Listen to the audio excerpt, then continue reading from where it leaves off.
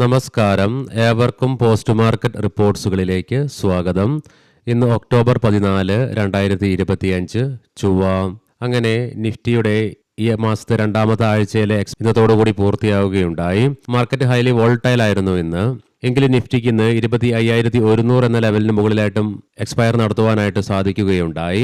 ഇന്ത്യയുടെ സെപ്റ്റംബർ മാസത്തെ CPI inflation data 2017 ശേഷം ഏറ്റവും താഴ്ന്ന നിലയിലായിട്ട് റിപ്പോർട്ട് ചെയ്യപ്പെട്ടെങ്കിൽ കൂടിയിട്ടും നമ്മുടെ മാർക്കറ്റിനെ ഇന്നും കരകയറ്റുവാൻ സാധിക്കുകയുണ്ടായില്ല. തൽഫലമായി തുടർച്ചയായി രണ്ടാമത്തെ ട്രേഡിംഗ് സെക്ഷനിലും ഇന്ത്യൻ മാർക്കറ്റിന് നഷ്ടത്തോടുകൂടി വ്യാപാരം അവസാനിപ്പിക്കേണ്ടതായിട്ട് വരികയുണ്ടായി. വിദേശ ധനകാര്യ സ്ഥാപനങ്ങളുടെ സെല്ലിംഗ്, ഇന്ത്യ വിക്സിലുണ്ടായ ഉയർച്ച തുടങ്ങി പ്രധാനമായും 5 കാരണങ്ങൾ കൊണ്ടാണ് തുടർച്ചയായി ഇന്ന് രണ്ടാമത്തെ ട്രേഡിംഗ് സെക്ഷനിലും നമ്മുടെ മാർക്കറ്റിന് നഷ്ടത്തോടുകൂടി വ്യാപാരം അവസാനിപ്പിക്കേണ്ടതായിട്ട് വരികയുണ്ടായത്. അവ എന്തൊക്കെയാണെന്ന് വിശദമായി തന്നെ നമുക്ക് ഈ വീഡിയോയിൽ ഇന്ന് ചർച്ച ചെയ്യാം. മാർക്കറ്റ് സമയത്ത് റിയൽ ടൈം അപ്ഡേറ്റ്സ് നൽകുവാനായിട്ട് നമ്മൾ പുതിയ ടെലഗ്രാം ഗ്രൂപ്പ് ക്രിയേറ്റ് ചെയ്തിട്ടുണ്ട്. താല്പര്യപ്പെടുന്നവർക്ക് കമന്റ് ബോക്സിൽ ടെലഗ്രാം ഗ്രൂപ്പിന്റെ ലിങ്ക് നൽകിയിട്ടുണ്ട്. ഗ്രൂപ്പിൽ ജോയിൻ ചെയ്യാവുന്നതാണ്.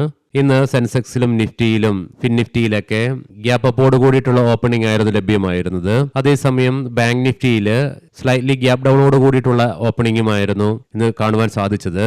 നിഫ്റ്റി ഇന്ന് 25,060 എന്ന ലെവലിൽ നിന്നും സപ്പോർട്ട് എടുത്തപ്പോൾ 25,310 എന്ന ലെവലിൽ നിന്നും റെസിസ്റ്റൻസും നേരിടേണ്ടതായിട്ട് വരികയുണ്ടായി. എങ്കിലും നിഫ്റ്റിക്ക് ഇന്ന് 81 പോയിന്റുകളുടെ നഷ്ടത്തോടുകൂടി 25,145 എന്ന ലെവലിൽ വ്യാപാരം അവസാനിപ്പിക്കുവാൻ സാധിച്ചപ്പോൾ സെൻസെക്സിന് 297 പോയിന്റുകളുടെ നഷ്ടവും ബാങ്ക് നിഫ്റ്റിക്ക് 128 പോയിന്റുകളുടെ നഷ്ടവും നേരിടേണ്ടതായിട്ട് വന്നു.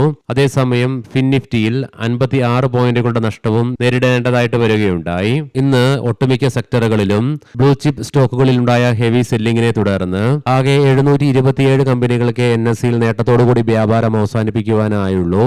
അതേസമയം 2103 കമ്പനികൾക്ക് നഷ്ടത്തോടുകൂടി വ്യാപാരം അവസാനിപ്പിക്കേണ്ടതായിട്ടും വന്നു. ഇന്ന് സെക്ടർ വൈസ് നോക്കുമ്പോൾ എല്ലാ മേഖലകൾക്കും നഷ്ടത്തോടുകൂടി തന്നെയാണ് വ്യാപാരം അവസാനിപ്പിക്കേണ്ടതായിട്ട് വരികയുണ്ടായത്. Pharma, consumer durables, metal, media, PSU bank തുടങ്ങിയ മേഖലകൾക്ക് 1% നഷ്ടം നേരിടേണ്ടതായിട്ട് വരികയുണ്ടായി. അതേസമയം ഇന്ന് ബോർഡർ മാർക്കറ്റ്സുകളും മോശമായ പ്രകടനമാണ് കാഴ്ചവെക്കുകയുണ്ടായത്. തൽഫലമായി BSE മിഡ് ക്യാപ്പിനും സ്മോൾ ക്യാപ്പിനും 0.5% വീതം നഷ്ടവും നേരിടേണ്ടതായിട്ട് വന്നു. Doctor Reddy's laboratories, Bajaj finance, Bharat electronics, JSW steel തുടങ്ങിയ സ്റ്റോക്കുകൾ ഇന്ന് നിഫ്റ്റിയിൽ നഷ്ടം നേരിടേണ്ടി വന്നപ്പോൾ max health care, Apollo hospitals, tech Mahindra, Wipro, HCL technologies തുടങ്ങിയ സ്റ്റോക്കുകൾ ഇന്ന് നേട്ടവും കൈവരിച്ചു.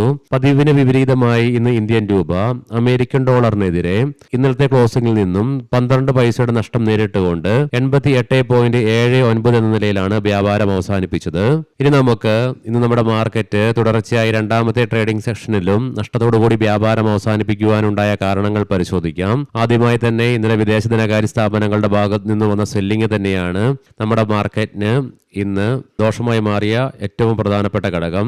ചെറിയ എമൗണ്ടിനാണെങ്കിൽ കൂടിയിട്ടും തുടർച്ചയായി 4 ട്രേഡിംഗ് സെക്ഷനിലുണ്ടായ ബൈയിങ്ങിന് ശേഷം ഇന്നലെ 240 കോടി രൂപയ്ക്ക് സെല്ലിംഗ് നടത്തിയത് നമ്മുടെ മാർക്കറ്റിനെ ഇന്ന് മോശമായി ബാധിക്കുകയുണ്ടായി. കാരണം വിദേശ ധനകാര്യ സ്ഥാപനങ്ങളുടെ ഈ ഒരു നടപടി നിക്ഷേപകരുടെ ആത്മവിശ്വാസത്തിന് വീണ്ടും മങ്ങലേൽപ്പിക്കുവാൻ കാരണമായി. ഇന്നലെ നമ്മൾ കണ്ടു, സിംഗിൾ ഡേ കൊണ്ട് ക്ലോസിംഗ് ബേസിസിൽ തന്നെ ഇന്ത്യ വിക്സ് 8.9% ഉയർച്ച രേഖപ്പെടുത്തുന്നത്. ഇന്നും ഇന്ത്യ വിക്സ് 2% ഉയർച്ച രേഖപ്പെടുത്തിയെങ്കിലും ക്ലോസിംഗ് ബേസിസിൽ 1.27% രേഖപ്പെടുത്തുകയുണ്ടായുള്ളൂ.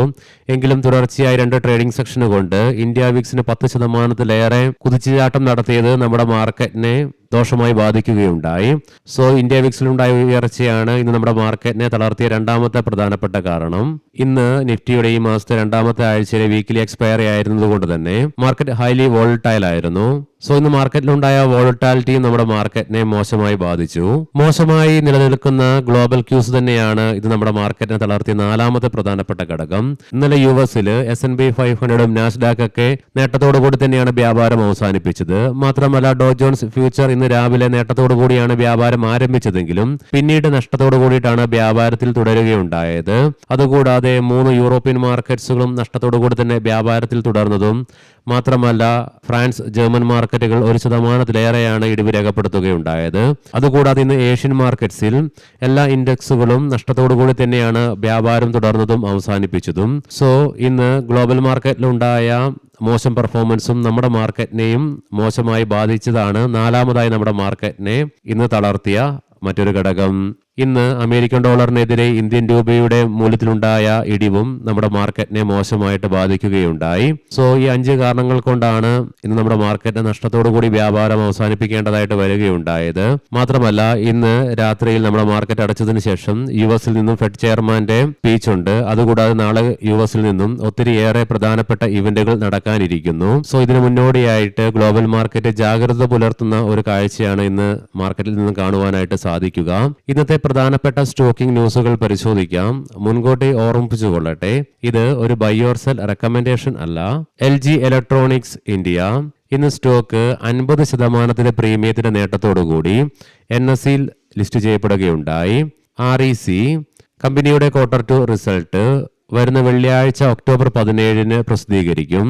IREDA Q2 റിസൾട്ടുകൾ പ്രഖ്യാപിച്ചപ്പോൾ കമ്പനിയുടെ പ്രോഫിറ്റിൽ 42% ഉയർച്ച രേഖപ്പെടുത്തിക്കൊണ്ട് 549 കോടി രൂപ റിപ്പോർട്ട് ചെയ്യപ്പെട്ടു. അതേസമയം റവന്യൂവിലും 26% ഉയർച്ച ഇയർ ഓൺ ഇയറിൽ രേഖപ്പെടുത്തുകയുണ്ടായി.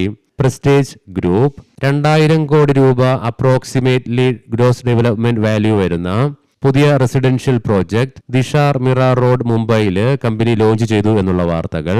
കൊച്ചിൻ ഷിപ്പ്യാർഡ് 2000 കോടി രൂപയുടെ പുതിയ ഓർഡർ LNG ഫ്യൂവൽഡ് വെസൽസുമായി ബന്ധപ്പെട്ട് യൂറോപ്യൻ ക്ലയന്റിന്റെ ഭാഗത്തു നിന്നും ലഭിക്കുകയുണ്ടായി. ഭാരതി എയർടെൽ ഗൂഗിളുമായിട്ട് കമ്പനി സംയുക്തമായി ചേർന്നുകൊണ്ട് ഇന്ത്യയിലെ ഏറ്റവും വലിയ AI hub and data centre വിശാഖപട്ടണത്ത് ആരംഭിക്കുമെന്നുള്ള വാർത്തകൾ.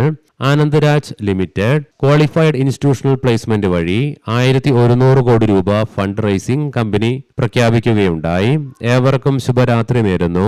നാളെ രാവിലെ പ്രീ മാർക്കറ്റ് റിപ്പോർട്ട്സുമായി കണ്ടുമുട്ടാം. നന്ദി, നമസ്കാരം.